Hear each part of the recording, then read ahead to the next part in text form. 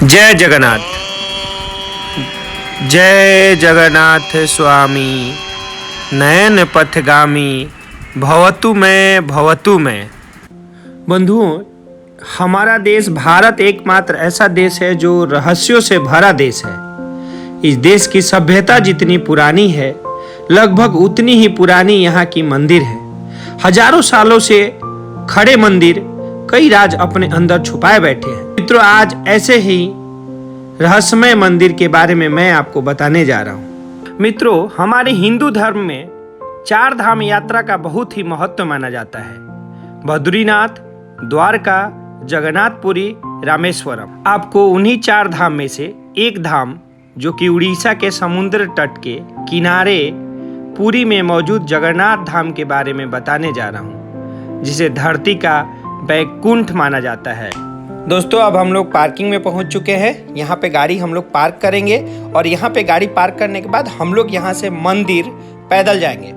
मित्रों, आज मैं आपको वैकुंठ धाम के बारे में बताने जा रहा हूँ। इस मंदिर के जो रहस्य हैं, जो अभी तक आपने सुना होगा, पेपर में पढ़ा होगा, वो मैं आज आपको दिखाने जा रहा हूँ। तो बने रहिए मेरे साथ मेरे चैनल पे और देखते रहिए मेरा YouTube channel Raunak on road.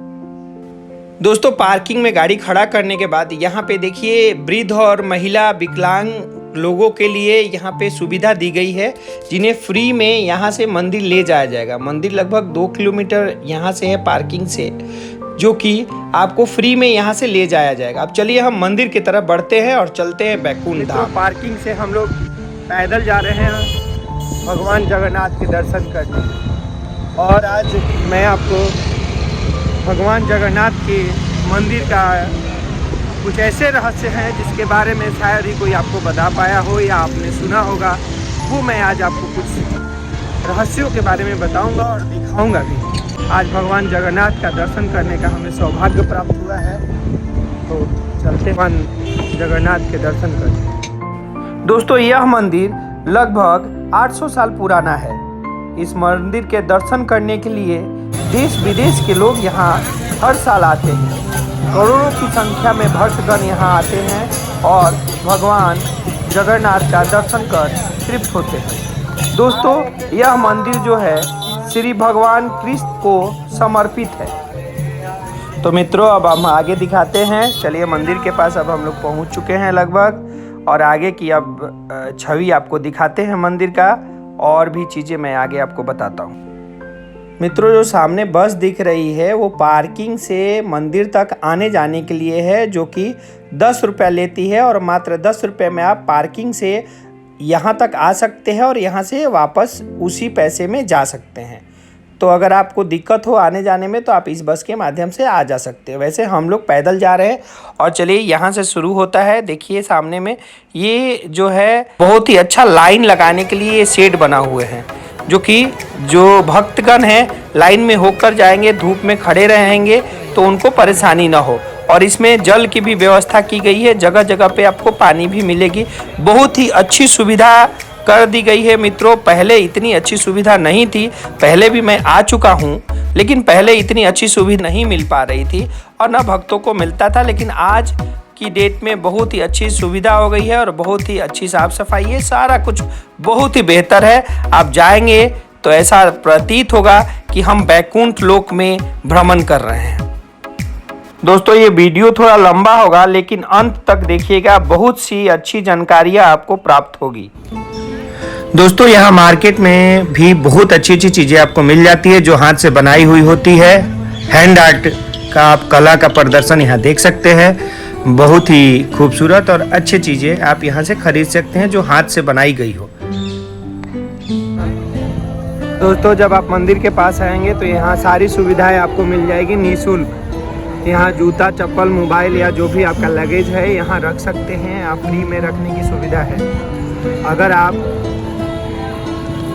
Parking में गाड़ी में छोड़ के चले आते हैं तब तो ठीक है, नहीं तो अगर आप आते हैं लेके भी तो यहाँ रख सकते हैं। इसमें कोई दिक्कत नहीं होगा, ना 1 रुपया आपका लगेगा। दोस्तों, आगे बढ़ते हैं मंदिर के रहस्य के तरफ। चलिए, मैं आपको बताता हूँ एक एक करके सारे रहस्यों के बारे में। दोस्तों, इस रहस्यमय और भव्य मंदिर को राजा इंद्रदेवमन ने बनवाया था। इंद्रदेवमन को सपने में भगवान जगन्नाथ के दर्शन हुए थे। सपने में भगवान विष्णु ने कहा कि नीलांचल पर्वत के गुफा में मेरी एक मूर्ति है, उसे नील माधव कहते हैं। तुम एक मंदिर बनवाकर तुम ये मूर्ति स्थापित करवा दो। राजा इंद्रदेवमन ने इस भव्य और रहस्यमयी मंदिर को बनाया और भगवान नील माधव की मूर्ति स्थापित की।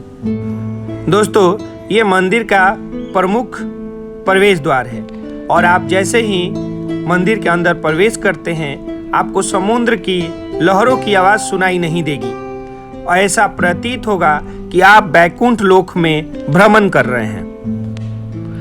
दोस्तों, आप सामने देख रहे होंगे मंदिर के शिखर पे जो ध्वज लगा हुआ है, ये हमेशा हवा के विपरीत दिशा में लहराता रहता है। ऐसा क्यों होता है ये आज तक कोई पता नहीं लगा पाया। किसी भी मंदिर का ध्वज हर रोज नहीं बदला जाता, लेकिन भगवान जगन्नाथ मंदिर का ध्वज हर रोज बदला जाता है। अगर एक दिन नहीं बदला गया तो यह मंदिर 18 सालों के लिए बंद हो जाएगा, ऐसी मान्यता है। बंधुओं, मंदिर के शिखर के ऊपर एक चक्र लगा हुआ है। आप मंदिर के किसी भी भाग से, किसी भी दिशा से देखेंगे तो ऐसा प्रतीत होगा कि चक्र का मुख आपकी तरफ है। आप देख सकते हैं मित्रों कि भक्तों का तांता लगा हुआ है और सभी भक्तगण देश विदेश से लोग आए हुए हैं भगवान जगन्नाथ के दर्शन करने के लिए। इस मंदिर में सालों भर भक्तों की लाइन लगी रहती है। देश विदेश से भक्त आते हैं भगवान जगन्नाथ के दर्शन करने। ऐसा माना गया है कि ये भगवान का बैकुंठ लोक है। तो मित्रों, आप भी जब भी आपको मौका मिले एक बार जरूर भगवान जगन्नाथ का दर्शन करने आए। चलिए अब हम आगे बढ़ते हैं, आगे के रहस्यों की ओर लेके चलते हैं आपको और दिखाते हैं आगे का और क्या क्या रहस्य है इस मंदिर का। मित्रों, इस मंदिर के शिखर को आप देख रहे हैं कितना बड़ा है और सबसे रहस्यमयी बात यह है कि इस मंदिर की शिखर की छाया अदृश्य रहती है, उसे जमीन पे कोई नहीं देख सकता और इस मंदिर परिसर के ऊपर से कोई भी पक्षी इधर से उधर नहीं जाता, न ही मंदिर परिसर के ऊपर में कोई पक्षी विचरण करता है। दोस्तों, मंदिर में प्रसाद की कभी कमी नहीं होती, चाहे श्रद्धालु कितने भी आ जाए दर्शन के लिए। दुनिया का सबसे बड़ा रसोई घर जो कि जगन्नाथपुरी जगन्नाथ धाम में है, यहाँ 500 रसोइया तथा 300 सहयोगी काम करते हैं प्रसाद बनाने में। बंधुओं, यहाँ प्रसाद बनाने की विधि भी अद्भुत है। 7 बर्तन को एक साथ एक के ऊपर एक रखा जाता है और नीचे से आग जलाया जाता है, जिसमें कि सबसे ऊपर वाला बर्तन का प्रसाद पहले पकता है, उसके बाद दूसरा, उसके बाद तीसरा, ऐसे करके एक एक करके नीचे तक आता है।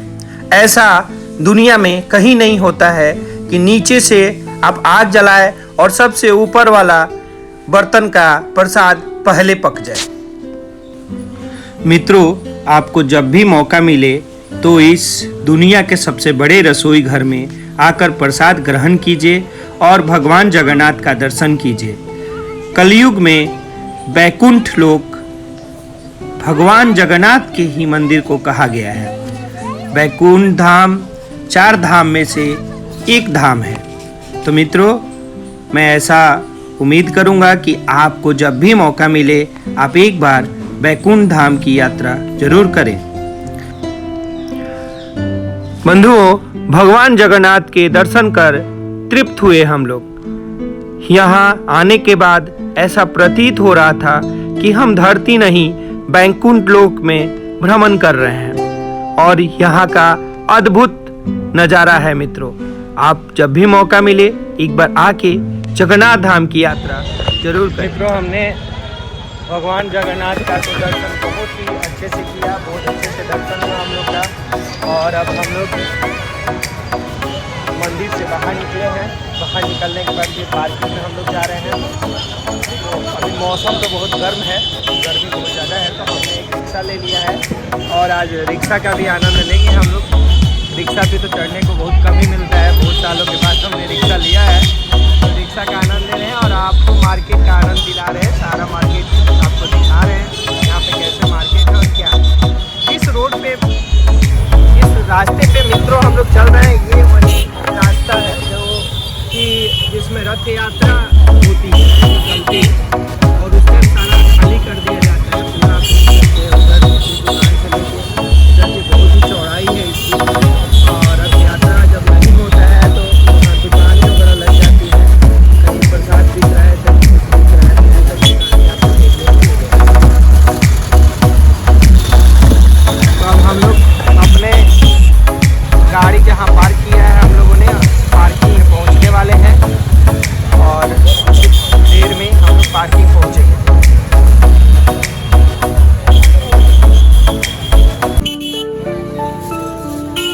बंधुओं, यहाँ का सुबह का फेमस नाश्ता है दही बड़ा। देखिए किस तरीके से दही बड़ा पे लोग टूट पड़े हैं। ये सुबह का नाश्ता होता है। अब हम लोग चूँकि दर्शन कर लिए हैं, तो दर्शन करने के बाद हम लोग भी दही बड़ा का आनंद लेंगे। बहुत ही मज़ेदार नाश्ता है और बहुत ही स्वादिष्ट और बहुत ही टेस्टी होता है। आपको भी जब मौका मिले, जब आप आएँ, एक बार ज़रूर इसका टेस्ट लें। इसका स्वाद बहुत ही लाजवाब और बहुत ही स्वादिष्ट होता है। तो चलिए मित्रों, आज का एपिसोड यहीं ख़त्म करते हैं। मिलते हैं फिर नेक्स्ट एपिसोड।